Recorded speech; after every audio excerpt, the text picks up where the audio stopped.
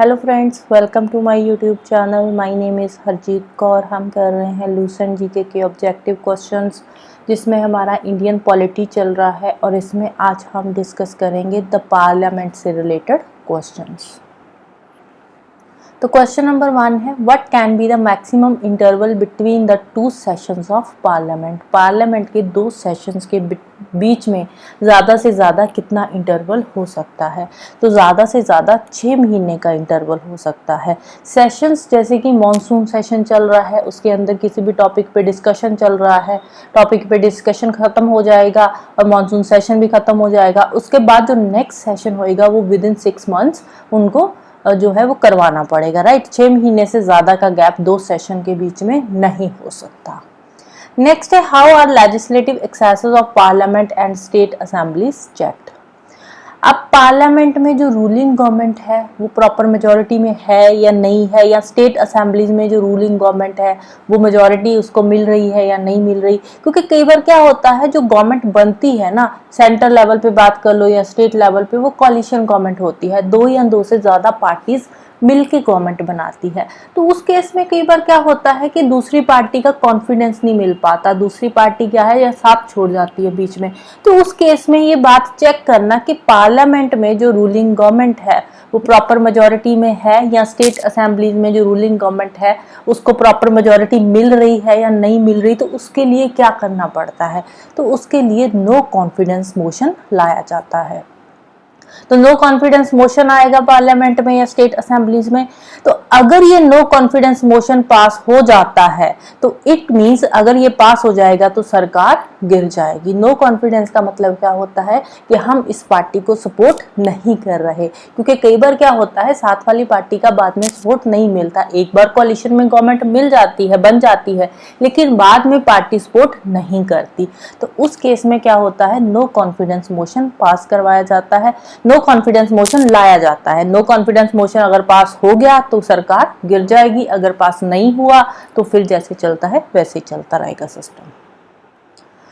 Next है, which of the following non member of parliament has the right to address it. तो कौन है? Attorney general of India.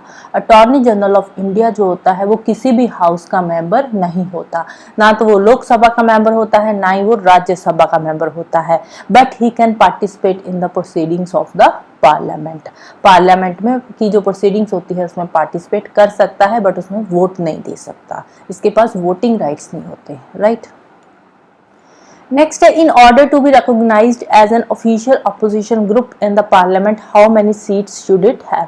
अब official opposition group कौन सा है पार्लियामेंट में, ये पता करने के लिए वो जो अपोजिशन का ग्रुप है ना, उसकी टोटल 1/10 स्ट्रेंथ होनी चाहिए। जितनी भी सीट्स है, सपोज पार्लियामेंट का किसी भी हाउस की बात कर लो, उसमें टोटल 100 सीट्स है, तो 100 सीट्स में से जो 10 मेंबर है वो उस अपोजिशन ग्रुप के होने चाहिए, तभी उसको ऑफिशियल अपोजिशन ग्रुप माना जाएगा पार्लियामेंट में, राइट। नेक्स्ट है, which functionary can be invited to give his opinion in the parliament. Parliament में किसको बुलाया जाता है अपना ओपिनियन देने के लिए? तो वो है attorney general of India. Attorney general of India parliament के किसी भी हाउस का मेंबर नहीं होता, बट ओपिनियन लेने के लिए उसको पार्लियामेंट में बुलाया जाता है।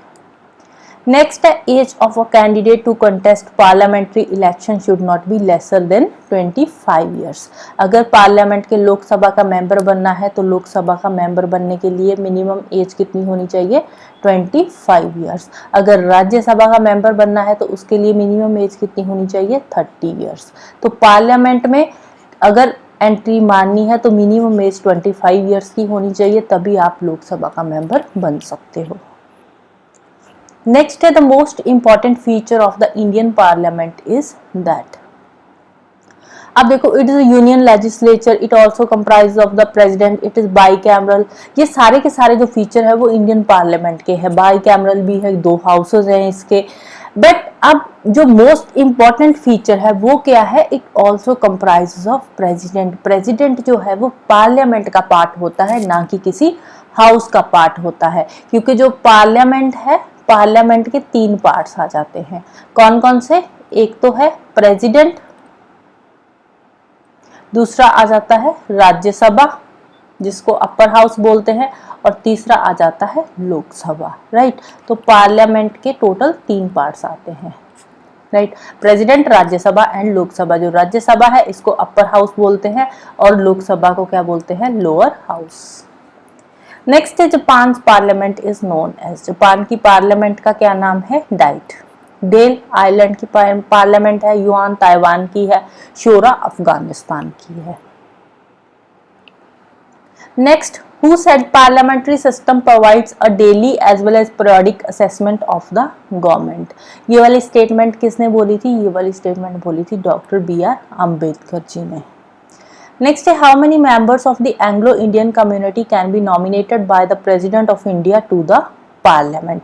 पार्लियामेंट में एंग्लो इंडियन कम्युनिटी के कितने मेंबर्स नॉमिनेट कर सकते हैं हमारे प्रेसिडेंट, तो टोटल 2 मेंबर्स नॉमिनेटेड होते हैं। कौन से हाउस में किए जाते हैं ये नॉमिनेट, लोकसभा में। लोकसभा के जो 2 मेंबर्स होते हैं they are nominated by the president from Anglo Indian community.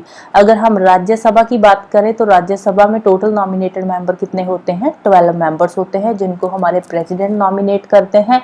और ये किस बेसिस पे नॉमिनेट किए जाते हैं, ये उन लोगों को नॉमिनेट किया जाता है जो किसी स्पेशल फील्ड से, लाइक साइंस के फील्ड से हैं, किसी आर्ट एंड कल्चर के फील्ड से है, या स्पोर्ट्स के फील्ड से है, या किसी डिफरेंट फील्ड से है। तो वहां से जो मेंबर्स होते हैं वो राज्यसभा से नॉमिनेट किए जाते हैं by the president. Total 12 members होते हैं। Next, Chinese parliament is known as. Chinese parliament को क्या बोला जाता है, नेशनल पीपल्स कांग्रेस। नेक्स्ट है, who can initiate impeachment proceedings against the president of India. President के अगेंस्ट जो इम्पीचमेंट की प्रोसीडिंग्स शुरू होती है वो पार्लियामेंट के किसी भी हाउस में शुरू हो सकती है, लोकसभा में भी और राज्यसभा में भी। नेक्स्ट है, with reference to Indian parliament consider the following statements. First statement है, a member of Lok Sabha can not be arrested by police under any case when the parliament is in session.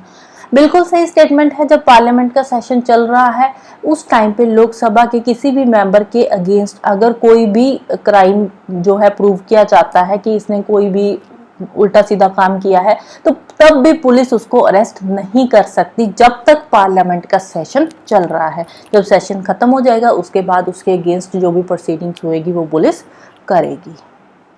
Next है, members of Indian parliament have the privilege of exemption from attendance as witness in the law courts.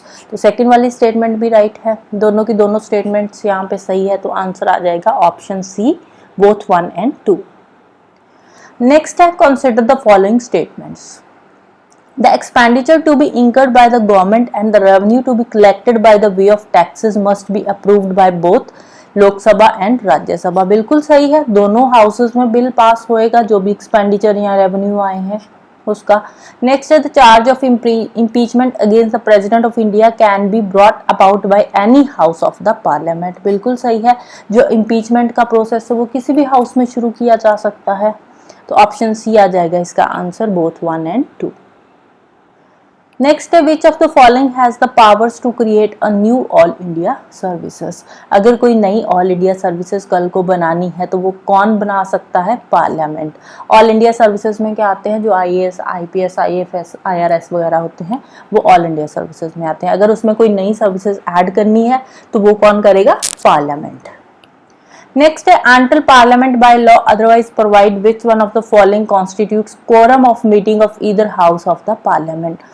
अगर parliament की proceedings शुरू करनी है तो उसके लिए total quorum कितना चाहिए। quorum का मतलब क्या है कि मिनिमम नंबर ऑफ मेंबर्स कितने चाहिए। तो मिनिमम नंबर ऑफ मेंबर्स चाहिए 1/10 of the total number of members in the house. जितने भी टोटल नंबर ऑफ मेंबर्स है हाउस में तो उसके 1/10 अगर प्रेजेंट है तो आप हाउस की जो प्रोसीडिंग्स है उसको शुरू कर सकते हैं। नेक्स्ट है, union parliament was attacked by the terrorist on. Parliament पे अटैक कब हुआ था, 2001 में। 2001 में कौन सी डेट को हुआ था, 13 दिसंबर 2001। नेक्स्ट है, a proclamation of emergency must be placed before the parliament for its approval within 1 month. जो इमरजेंसी प्रोक्लेम करी जाती है, घोषित करी जाती है, तो 1 महीने के अंदर अंदर पार्लियामेंट से उसका अप्रूवल लेना पड़ता है, right. So this is all about today. जाने से पहले वीडियो को लाइक कर देना, शेयर कर देना एंड चैनल को सब्सक्राइब कर लेना। Thank you, bye bye and have a nice day.